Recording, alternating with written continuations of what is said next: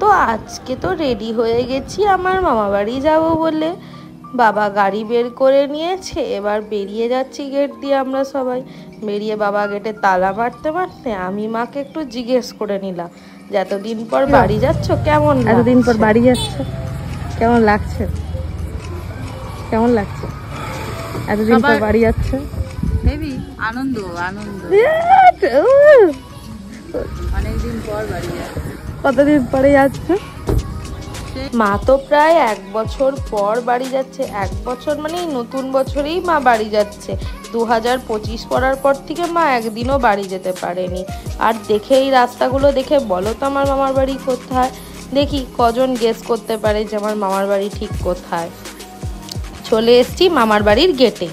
গেটে এসে বাবা গেট একটু খুলে নিল। আর আমাদের মামা বাড়িতে দেখে মনে হচ্ছে এত অন্ধকারের মধ্যে কোথায় নিয়ে আসলাম। আমার মামা বাড়িতে এরকম কোনো গাছ নেই যে নেই, গাছপালায় ভর্তি। আর ইনাকে দেখুন, বুঝতে পার দাদা তো উপর থেকে দেখে বুঝতেই পারেনি যে আজকে আমি চলে যাব বলে হঠাৎ করে। আর এসেই আমার বড়দা ভাইয়ের পুচকিটাকে একটু চটকে নিলাম। ওর নাম উষ্মি। আর পিছনে আরেকজনকে দেখাই, এই যে এর নাম রিজু, মুখ লুকাচ্ছে ক্যামেরা দেখে। বড় মামা আর বড় মামি বসে আছে। এবার উপরে যাই, যার জন্য আজকে মামার বাড়িতে এসেছি। এই যে আমার বৌদি অপারেশন হয়ে হসপিটাল থেকে চলে এসছে। আর এটা হচ্ছে দাদা বৌদির মেয়ে মিঠি। আর এদের দুজনের বন্ধুত্ব তো কিছু বলারই নেই। এরা নাকি দুজন ভাই বোন। কেউ দেখলে বলবে এই পুচকিটা এইটার থেকে 1 বছরের বড়। দেখুন না কেমন ভাবে পোজ দিচ্ছে। ভয় আছে? এত বড় ডগ দেখলে আমরাই ভয় অস্থির হয়ে যায়। আর ওর দেখুন কোনো ভয় আছে?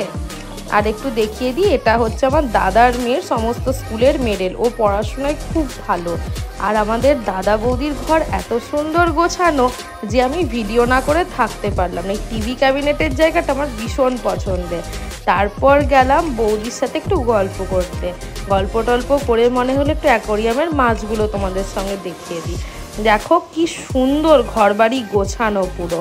আর ও দেখাচ্ছে যে ওজন বেড়েছে। অনেক কম, অনেক কম। এটা খারাপ কথা বলছো, আমার 1 কেজি বেড়েছে। আমার দাদার বাড়ির মূল অ্যাট্রাকশন হচ্ছেন ইনার নাম লিও। ইনি একটা আকিতা ব্রিডের ডগ। আর এই ডগটা সুপারস্টার দেবের কাছেও আছে। আর এই যে আমার কাছে এসছে, এটাই আমার বড় পাওয়া। হঠাৎ দেখি গল্প করতে করতে এক রাশ বৃষ্টি চলে এলো। বাধ্য তো মামা বাড়ি থেকে আজকে তাড়াতাড়ি বেরিয়ে চলে আসতে হলো। পরে কোনো দিন গেলে তোমাদের লং ভিডিও দেবো। আজকের জন্য এইটুকুই।